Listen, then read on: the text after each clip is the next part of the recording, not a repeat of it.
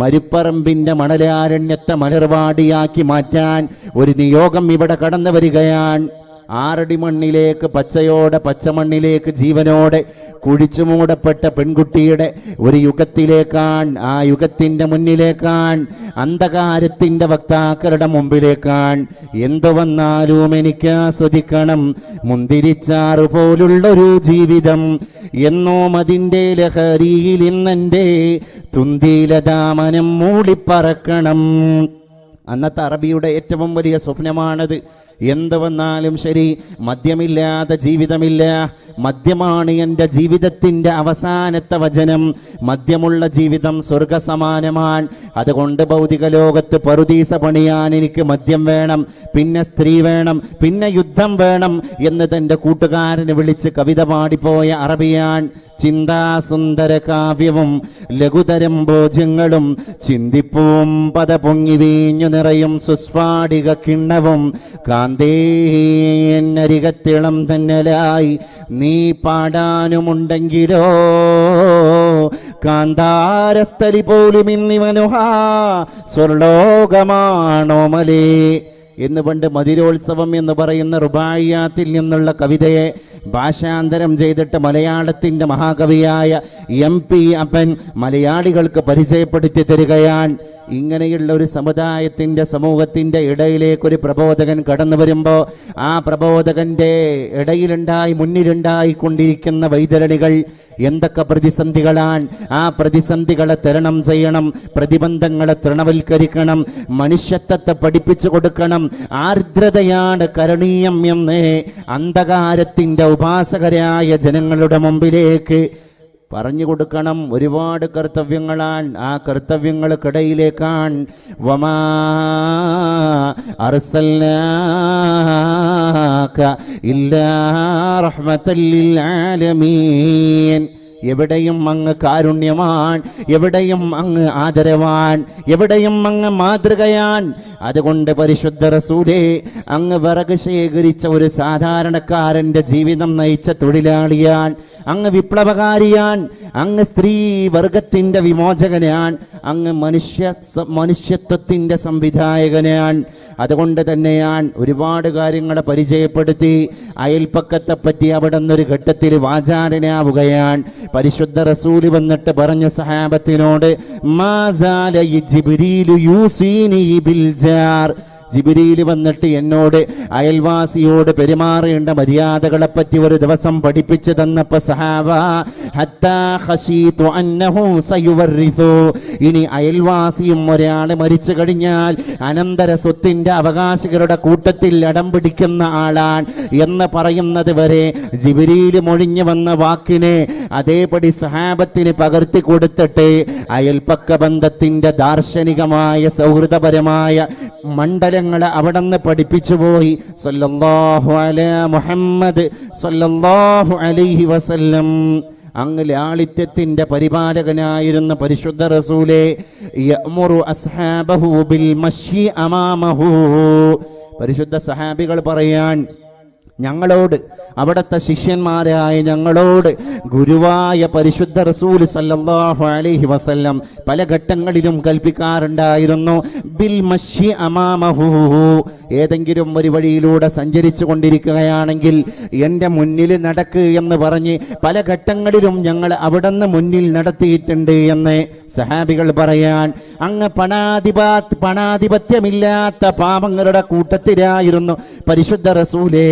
സഹാബികൾ പറയാൻ, ലാ യബീതു ഇൻദഹു ദീനാറും വലാ ദിർഹം. ഒരു ഘട്ടത്തിൽ പോലും അവിടുത്തെ കയ്യിൽ കൂടുതൽ ദീനാർ ദിർഹമുകൾ കടന്നു വന്നിട്ടില്ല. മഹു മഹ്റമേ തേരി റോഷിനി ബർബഹർ മേ തേരി റോഷിനി हुई खत्म तुझसे पयंबरी नहीं तुझसे तेरे सिवा कोई न फसील है न महल सरा तेरे फुर्श भी वही भूरिया. അങ്ങ് കൊട്ടാരം വിട്ട് കൊട്ടാരത്തിലേക്ക് കടന്നുപോയ രാജാവായിരുന്നില്ല പരിശുദ്ധ റസൂലേ. തെരെ ഫുർശി ബി വഹിബോരിയാം, അവിടുത്തെ നീളം കുപ്പായം പോലും പലപ്പോഴും അങ്ങിങ്ങ് കീറിപ്പറിഞ്ഞതായിരുന്നു എന്ന്.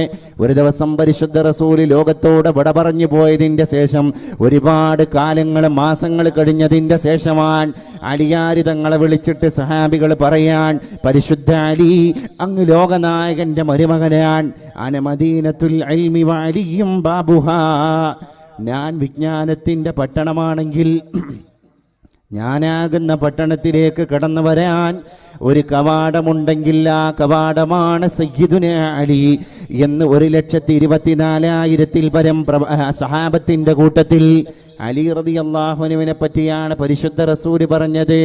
ആ അലിയാരുടെ അടുക്കലേക്കാണ് സഹാബികൾ കടന്നുപോയത് റസൂലുള്ളാഹിന്റെ വഫാത്തിന്റെ ശേഷമാണ്. എന്നിട്ട് അലി റളിയല്ലാഹു അൻഹുവിനോട് പറയാൻ, അങ്ങ് ഫാത്തിമാന്റെ ഭർത്താവാൻ, അങ്ങ് പരിശുദ്ധ റസൂലിന്റെ സല്ലല്ലാഹു അലൈഹി വസല്ലം അവിടുത്തെ പ്രിയപ്പെട്ട മരുമകനാൻ. അതുകൊണ്ട് അലി, ഫാത്തിമാന്റെ വീട്ടിൽ എവിടെയെങ്കിലും അള്ളാഹുവിന്റെ റസൂൽ ഉപയോഗിച്ച ഖമീസ് ഉണ്ട് എങ്കിൽ അതൊന്ന് മദീനയിലെ പള്ളിയിലേക്ക് കൊണ്ടുവരണം. ഒന്നുകൂടി സഹാബത്തിന് പ്രദർശനം നടത്തണം.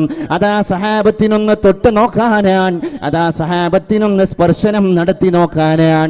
സഹാബത്തിന്റെ അദമ്യമായ അനുരാഗത്തിന്റെ ഭാഗമായിട്ടുള്ള അഭിലാഷം മാനിച്ച്, അപേക്ഷ മാനിച്ച് മഹാനായ സയ്യിദുന അലി ഇബ്നു അബീ ത്വാലിബ് റളിയല്ലാഹു അൻഹു ഫാത്തിമാന്റെ വീട്ടിലേക്ക്, അലിയാരി തങ്ങളുടെ വീട്ടിലേക്ക് കടന്നുപോയി. പരിശുദ്ധ റസൂലുള്ളാഹിന്റെ നീളം കുപ്പായം മദീനയുടെ പള്ളിയുടെ അകത്തളങ്ങളിലേക്ക് കൊണ്ടുവരികയാണ്. സഹാബികൾ അത് കാണാൻ അലി റളിയല്ലാഹു അൻഹു ആ കുപ്പായത്തെ പ്രദർശിപ്പിച്ചു കൊടുക്കുമ്പോ ഒരുപാട് ഭാഗങ്ങളിൽ പിങ്ങിപ്പറിഞ്ഞതാണ്.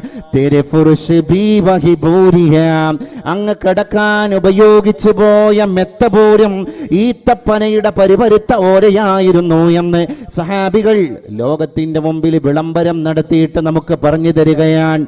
അതുകൊണ്ട് ലാളിത്യം പഠിപ്പിച്ച പരിശുദ്ധ പ്രവാചകന്റെ ആ മാർഗത്തിലേക്കാണ് നമുക്ക് കടന്നു പോകാനുള്ളത്. കാന യഹ്ലുബു ശാതഹു വയഖുമ്മു ബൈതഹു. സഹാബികൾ പറയാൻ, വിശുദ്ധ റസൂൽ സല്ലല്ലാഹു അലൈഹി വസല്ലമ തങ്ങൾ അവിടുത്തെ ആടിനെ കറക്കാറുണ്ടായിരുന്നു എന്ന്. ആയിഷ ബീബിയുടെ വീട്ടിലാണെങ്കിൽ പ്രഭാത കർമ്മങ്ങൾ കഴിഞ്ഞ്, ഇബാദത്ത് കഴിഞ്ഞ്, പരിശുദ്ധ ഖുർആനിന്റെ വേദസൂക്തികളെ പാരായണം ചെയ്യുന്ന കർമ്മം കഴിഞ്ഞ് തൻ്റെ പ്രാഥമിക കർമ്മങ്ങളിൽ നിന്നെല്ലാം വിരാമം കുറിച്ചതിൻ്റെ ശേഷം അതേ പ്രഭാതത്തിൽ ഒരു കാലിയായ പാത്രം എടുത്ത് എൻ്റെ ഭർത്താവ് ആടിനെ കെട്ടിയിട്ട് ആലയിലേക്ക് പോയിട്ട് ഇരിക്കുന്നതും ആടിനെ കറക്കുന്നതും ഞങ്ങൾ കാണാറുണ്ട്.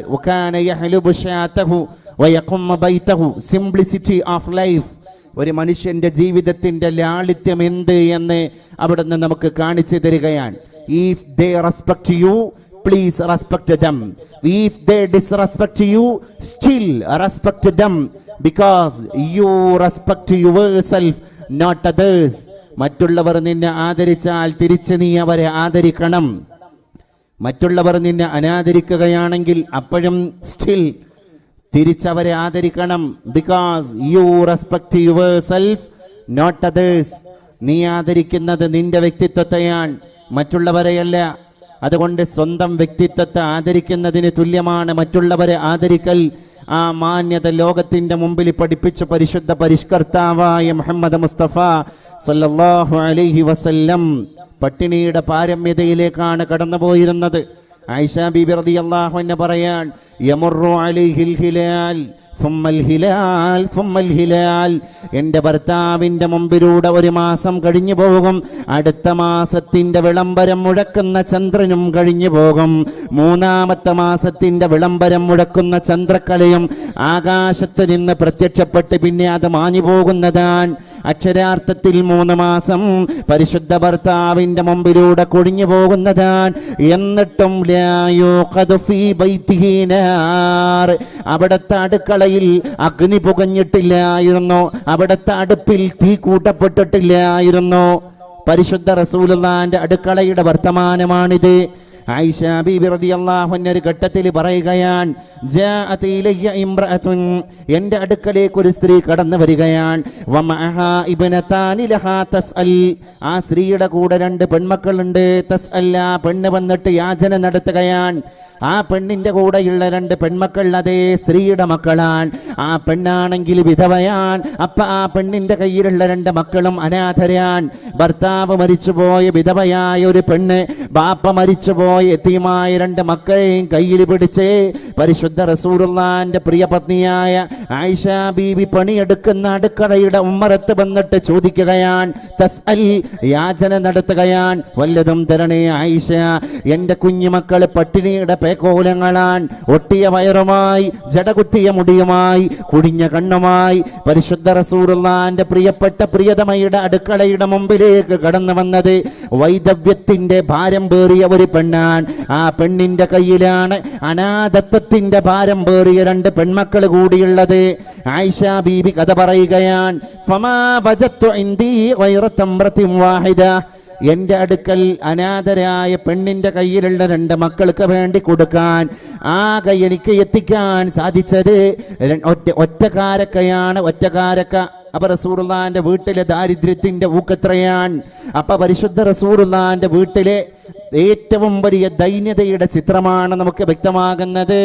അതാണ് പറഞ്ഞത്,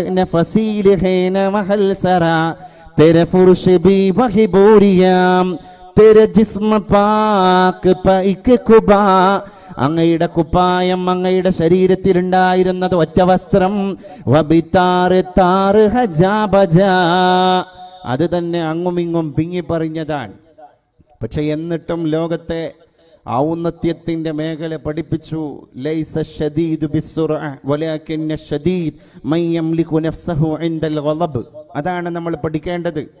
ആരാണ് മല്ലൻ, ആരാണ് ശക്തൻ? ന്യായങ്ങളുടെ കോടതിയാണ് രാജ്യങ്ങളിൽ നടന്നുകൊണ്ടിരിക്കുന്ന കോടതികൾ. ഒന്നും സത്യത്തിന്റെ കോടതികളല്ല.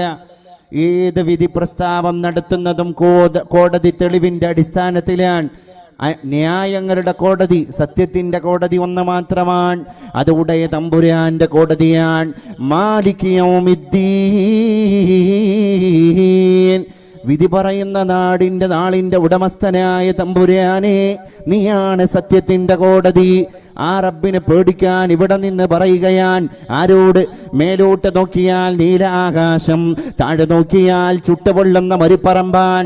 തങ്ങളുടെ കൈകളിൽ ഒട്ടകത്തെ തെളിക്കുന്ന ചാട്ടവാറല്ലാതെ എൻ്റെ ജീവിതത്തിന് മറ്റൊരു സ്വപ്നമില്ല എന്ന് ലോകത്തോട് നാഴികയ്ക്ക് 40 പ്രാവശ്യം സർവിത സർവണം ചെയ്തുകൊണ്ട് പറഞ്ഞ കാട്ടറബിയുടെ മുമ്പിൽ വന്നിട്ടാൻ, അഫലാ യൻദുറൂന ഇലൽ ഇബ്ലി കൈഫ ഖുലിഖത് വഇലസ് സമാഇ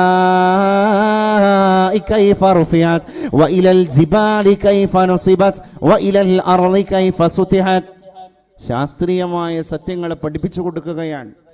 ഏത് മേഖലയിലാണ് അവിടെ നിന്ന് കൈവക്കാതിരുന്നത് എന്നുകൂടി നമ്മൾ ചിന്തിക്കേണ്ടതുണ്ട് എൻ്റെ പ്രിയപ്പെട്ടവർ. അതുകൊണ്ട് നമ്മൾ കമിതാക്കളാണ്. I, you, he, she, we all are lovers in the garden of silence. മൗനത്തിൻ്റെ പൂന്തോപ്പിൽ നമ്മളൊക്കെ കമിതാക്കളാണ്. ഒറ്റ ലക്ഷ്യം, ഒറ്റ കാമുകൻ. അതാണ് ഇന്നിൽ തീയാറി ഹസ്വബാ യൗമൻ ഇലാ അർളിൽ ഹറം. ഹറമിന്റെ മണ്ണിലേക്ക് പോകാൻ കഴിയാത്ത കാമുകനായ പരിശുദ്ധ റസൂലിന്റെ കമിതാവ് ഇവിടെ നിന്ന് കവിത പാടുകയാണ്. പ്രഭാത നേരത്തെ തന്നെ തഴുകിത്തലോടിയ മന്ദമാരുതനോടാണ് ആ കവിത. മാരുത, നിനക്ക് പാസ്പോർട്ടിന്റെ ആവശ്യമില്ല, ഇമിഗ്രേഷൻ ക്ലിയറൻസിന്റെ പ്രശ്നങ്ങളില്ല, ദൂരെ താണ്ടുന്നതിന്റെ നിയമത്തിന്റെ തടസ്സങ്ങളില്ല. അതുകൊണ്ട് നീ ഒന്ന് ഹറമിന്റെ മണ്ണിലേക്ക് കടന്നു പോകുമോ? ഞാനവിടെ പോയാൽ എന്ത് ചെയ്യണം എന്ന് കാറ്റ് ഇങ്ങോട്ട് പറയുമ്പോൾ സങ്കല്പിച്ചുകൊണ്ട് കവി, കാമുകനായ കവി അങ്ങോട്ട് കാറ്റിനോട് തന്നെ പറയുകയാണ്, ബല്ലിഗ സലാമി റൗളതൻ ഫിഹൻ നബിയുൽ മുഹ്തറം. എൻ്റെ സലാം അവിടെ എത്തിക്കാനാണ്. മൗലൂദിനെ പറ്റി മഹാനായ തങ്ങൾ ഇവിടെ പറഞ്ഞു. എന്താണ് മൗലൂദിൻ്റെ കണ്ടന്റ്? നമ്മൾ മലയാളത്തിൽ അള്ളാൻ്റെ റസൂലിൻ്റെ അപദാനമായിട്ട് വാഴ്ത്തുന്ന ഒരു പ്രകീർത്തനം മലയാള ഭാഷയിൽ നമ്മളൊന്ന് രചിച്ചിട്ട് നമ്മളൊന്ന് പാടിക്കഴിഞ്ഞാൽ അത് മൗലൂദാണ്. എല്ലാ കാര്യങ്ങളും അങ്ങനെ തന്നെയല്ലേ? ഇന്ന ബൈതൻ അൻത സാകിനഹു ലൈസ മുഹ്താജൻ ഇലാ സുറുജി. വല്ല വീട്ടിലും നബി താമസിച്ചാൽ അവിടെ വിളക്ക് വേണ്ട നബിയേ. വമരീളൻ അൻത സായിറുഹു ഖദ് അതാഹുല്ലാഹു ബിൽ ഫറജി. വല്ല രോഗിയെ അങ്ങ് സന്ദർശിച്ചാൽ അവനെ മരുന്ന് വേണ്ട നബിയേ. ശരിക്കും നമ്മൾ ആദ്യം പാടിയ ആ ബൈത്തിൻ്റെ നേരെ മലയാളമാണ്. പക്ഷേ ആ മലയാളവും മൗലൂദാണ്, നേരത്തെ പരാമർശിക്കപ്പെട്ട അറബിയും മൗലൂദാണ്. ചെങ്കിസ് ഖാന്റെ പട്ടാളക്കാരൻ രാജ്യം കീഴടക്കുന്ന നേരത്തെ അന്ന് കൊടുത്തിരുന്നൊരു ഓർഡർ ഉണ്ടായിരുന്നു. ഏതൊരു മുസ്ലിമിനെ വഴിയിൽ കണ്ടാലും അവനെ കൊലപ്പെടുത്തണം. മുസ്ലിമിനെ കൊല്ലാൻ രാവിലെ വാളെടുത്തിട്ട് രാവിലെ മുതൽ റോന്ത് ചുറ്റുന്ന ചെങ്കിസ് ഖാന്റെ പട്ടാളക്കാരൻ ഡ്യൂട്ടി മതിയാക്കി വീട്ടിലേക്ക് ഇങ്ങനെ പോകുന്ന വഴിയിലാണ് എതിർദിശയിലൂടെ ഒരു മുസ്ലിം കടന്നു വരുന്നത്. നീ ആരാൻ? ഞാനൊരു മനുഷ്യനാൻ. നിന്റെ മതമേതാൻ?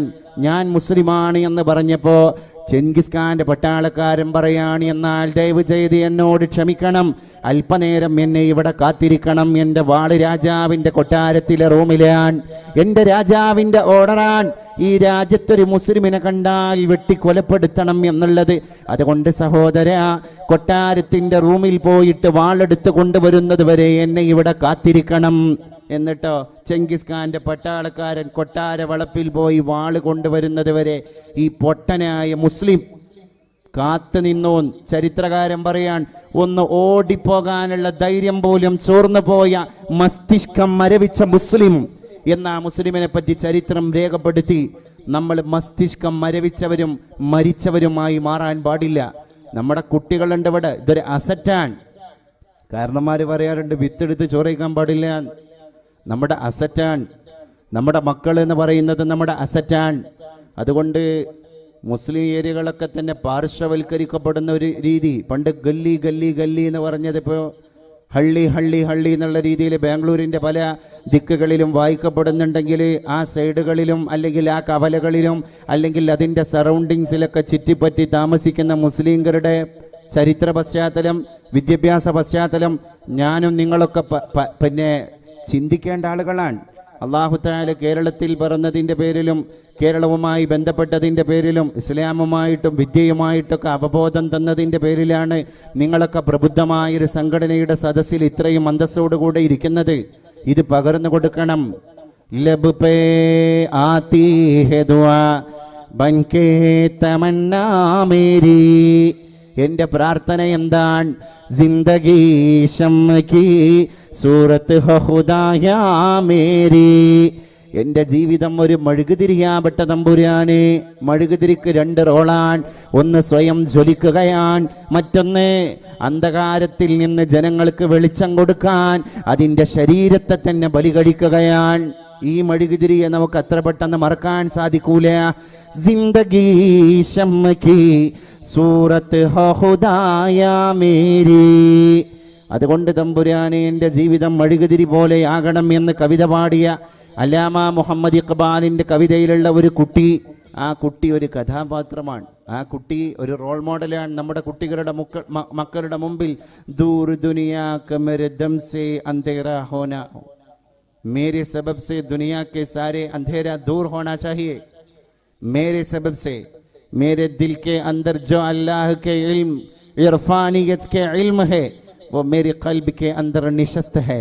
तो इसीलिए इसी सबब से दूर दुनिया का मेरे दम से अंधेरा हो जाए, हर जगह मेरे चमकने से उजाला हो जाए. അങ്ങനെ ഞാൻ പ്രകാശിക്കുമ്പോൾ ലോകം മുഴുവൻ എൻ്റെ പ്രകാശം കൊണ്ട് ഒളി മങ്ങാതെ കിടക്കണം. സത്യത്തിൻ്റെ കോടതിയായ പരിശുദ്ധ തമ്പുരാൻ്റെ കോടതി വരാനുണ്ട് എന്ന വിശ്വാസം. അന്നഹു മർറ ബിസുബറത്തി തുആമിൻ. മദീനയിലെ ഒരു അസ്ർ നിസ്കാരം കഴിഞ്ഞതിന് ശേഷം നബി തങ്ങൾ നടന്നു പോകാൻ, നിസ്കാരമെല്ലാം കഴിഞ്ഞു, സഹാബത്ത് കൂടെയുണ്ട്. സഹാബത്തിനെ കൂട്ടി നബി തങ്ങൾ ഇങ്ങനെ മരിപ്പറമ്പിൽ കച്ചവടം നടത്തിക്കൊണ്ടിരിക്കുന്ന കച്ചവടക്കാരുടെ കടകൾക്ക് മുന്നിലൂടെ നടന്നു പോകാൻ. അതിൻ്റെ ഇടയിൽ ധാന്യങ്ങൾ, ഷൈർ, ബാർലി പോലെയുള്ള ഭക്ഷണത്തിൻ്റെ ധാന്യങ്ങൾ വിൽപ്പന നടത്തുന്ന ഒരു കച്ചവടക്കാരൻ്റെ കടയിലേക്ക് പരിശുദ്ധ റസൂല് പരിശോധനയ്ക്ക് വേണ്ടി കയറുകയാണ്. അന്നഹു മർറ ബിസുബറതി തആമിൻ, ഭക്ഷണത്തിന്റെ ധാന്യം വെച്ച ഒരു കടയുടെ പരിസരത്തേക്ക് പരിശുദ്ധ റസൂൽ നടന്നു പോവുകയാണ്. ഫഅദ്ഖല യദഹു ഫീഹാ, നബിതങ്ങൾ അവിടുത്തെ കമീസിന്റെ കുപ്പായത്തിന്റെ കൈ അങ്ങോട്ട് കയറ്റി അള്ളാഹുവിന്റെ റസൂലിന്റെ കൈ ആ ധാന്യത്തിന്റെ ചാക്കിലേക്ക് താഴേക്ക് പൂഴ്ത്തി കൊണ്ടുപോവുകയാണ്. താഴേക്ക് കൊണ്ടുപോയി ഫനാലത്ത് അസാബിഅഹുൽ ബലൽ, അപ്പൊ നബിതങ്ങളുടെ കൈ നനഞ്ഞു. മുകളിലൊക്കെ നല്ല ഉണങ്ങിയ ധാന്യമാണ്. പക്ഷേ നബിതങ്ങൾ കയ്യിനെങ്ങനെ താഴേക്ക് കൊണ്ടുപോയപ്പോൾ അള്ളാഹിന്റെ റസൂലിന്റെ പരിശുദ്ധമായ കൈകൾ നനയുകയാണ്. ഫഅഖറജ യദഹു, ഉടനെ തന്നെ നബിതങ്ങൾ ആ കയ്യിനെ പുറത്തെടുക്കുകയാണ്. ഫഖാൽ, എന്നിട്ട് അള്ളാഹുവിന്റെ റസൂൽ ചോദിക്കുകയാണ്, മാ ഹാദാ യാ സ്വാഹിബത്താം, അല്ല ഷോപ്പ് കീപ്പർ ഇതെന്താണ്, അല്ല കച്ചവടക്കാരാ ഇതെന്താണ്? മുഹമ്മദിന്റെ കൈകൾ ചാക്കിന്റെ ഉള്ളിലേക്ക് പോയപ്പോഴാണ് നനഞ്ഞു പോയത്. ഇതിന്റെ പുറമെ മുഴുവൻ നല്ല ഉണങ്ങിയ ധാന്യമാണ്. അപ്പൊ കച്ചവടക്കാരൻ പറഞ്ഞു, കടക്കാരൻ പറയുകയാണ്, അസ്വാബത്തുഹുസ്സമാഉ യാ റസൂലല്ലാഹ്, അത് ഇന്നലെ മഴ പെയ്തതാണ് പരിശുദ്ധ റസൂലേ, ഇന്നലെ മഴ പെയ്തതാണ്. അപ്പൊ അല്ലാഹുവിന്റെ റസൂല് പറഞ്ഞു, സഹോദരാ, മഴ ഞാനും കണ്ടതാണ്, ഞാനും ഈ നാട്ടുകാരനാണ്. ഇന്നലെ മരിപ്പറമ്പിൽ മഴ പെയ്തു എന്നത് മുഹമ്മദും കണ്ടതാണ്, അനുഭവിച്ചതാണ്. എന്റെ ചോദ്യം അതല്ല, അഫലാ ജഅൽതഹു ഫൗഖ തആം, അങ്ങനെ ഇന്നലെ മഴ പെയ്തിട്ടാണ് നിന്റെ ധാന്യം നനഞ്ഞു പോയത് എങ്കിൽ ആ നനഞ്ഞ ധാന്യം നിനക്ക് എന്തുകൊണ്ട് ഈ ചാക്കിന്റെ മുകളിൽ വെച്ചുകൂടായിരുന്നോ സഹോദര? അതുകൊണ്ട് മൻ ഗശ്ശാ ലൈസ മിന്നാ, ആരാണ് കച്ചവടത്തിൽ വഞ്ചന നടത്തുന്നത് അവർ നമ്മളിൽ പെട്ടവരല്ലെന്ന് മുഹമ്മദ് മുസ്തഫ സല്ലല്ലാഹു അലൈഹി വസല്ലം. അപ്പം നേരായ ഋജുവായ മഹാനായ കണ്ണിയത്ത് ഉസ്താദിൻ്റെ ഒക്കെ കൃത്യതയുടെ നിലപാട് തങ്ങൾ ഉസ്താദ് അവിടെ പറയുകയുണ്ടായി. ആ കൃത്യതയുടെ നിലപാട് തന്നെയാണ് ജീവിതത്തിൻ്റെ നിലപാട് എന്നത് പരിശുദ്ധ റസൂൽ അവിടുത്തെ ജീവിതത്തിലൂടെ കാണിച്ചെന്നതാണ്. അതുകൊണ്ടല്ലേ ആയിഷ ബീവിൻ്റെ അടുത്തേക്ക് ഒരു വഫ്ദ് കടന്നു വന്നു, ചോദിച്ചു എന്തായിരുന്നു അവിടുത്തെ സ്വഭാവം? വകാന ഖുലുഖുൽ ഖുർആൻ, അവിടുത്തെ സ്വഭാവം ഖുർആനായിരുന്നു, നിങ്ങൾക്ക് പോകാം. 1000 ആണ്ട് ചിന്തിച്ചാൽ പിടുത്തം കിട്ടോ എന്തായിരുന്നു ആ വാക്കിന്റെ അർത്ഥം? അർത്ഥം പിന്നെയും കണ്ടെത്തണം, അർത്ഥം പിന്നെയും കണ്ടെത്തണം. വകാന ഖുലുഖുൽ ഖുർആൻ. ഇന്ന് നമ്മുടെ ഏത് മേഖലയും അങ്ങനെയാണ്. കൃത്രിമങ്ങളുടെ, ആർട്ടിഫിഷ്യാലിറ്റിയുടെ ഒരു ലോകമായിക്കൊണ്ടിരിക്കുകയാണ്. നമ്മളാരും റിയാലിറ്റിയിൽ വിശ്വസിക്കുന്നില്ല എന്നർത്ഥം. ഹഖീഖത്ത് ചുപ് നഹി സക്തി ബിനാവട്ട് കി ഉസൂലോं से खुशबू आ नहीं सकती कागज की फूलों से, कागज की फूलों, കടലാസ് കൊണ്ട് നിർമ്മിക്കപ്പെട്ട एक कागज से हम नीला फूल, लाल कलर फूल, सफेद कलर फूल, രംഗീല മനോഹരമായ ഒരുപാട് പുഷ്പങ്ങൾ നമ്മൾ ഉണ്ടാക്കാറുണ്ട്. ഹർഗിസ് ഖുശ്ബൂ നഹീ ദേതാ ഹൈ, ഒരിക്കലും അത് സുഗന്ധം, നാസാരന്ധ്രങ്ങൾക്ക് സുഗന്ധം തരുന്നില്ല. കാരണം എന്താണ്? അത് കൃത്രിമത്വമാണ്. കടലാസ് കൊണ്ട് നിർമ്മിക്കപ്പെട്ട പൂക്കൾ അത് കൃത്രിമത്വത്തിന്റെ അടയാളങ്ങളാണ്. ഹഖീഖത്ത് ചുപ് നഹീ സക്തി ബിനാവട്ട് കി ഉസൂലോं से, അതുകൊണ്ട് കൃത്രിമത്വങ്ങളെ മറയാക്കി യാഥാർത്ഥ്യങ്ങളെ തിരസ്കരിക്കാൻ പാടില്ല.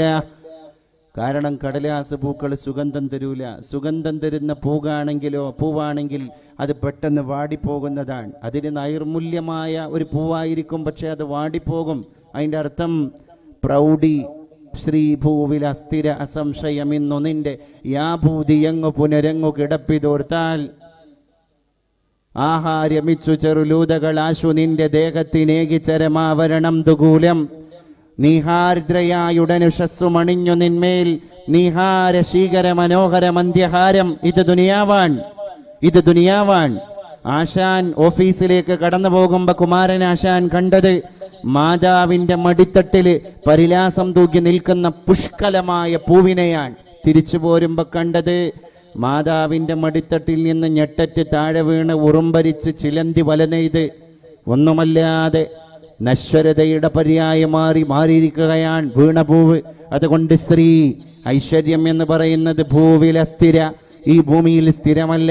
അത് തന്നെയാണ് ദുനിയാവിന്റെ പാഠം. മനുഷ്യൻ മാത്രമാണോ? എല്ലാ ജീവജാലങ്ങളും ദുനിയാവിൽ നമ്മളെ പഠിപ്പിക്കുന്നത് അത് തന്നെയാണ്.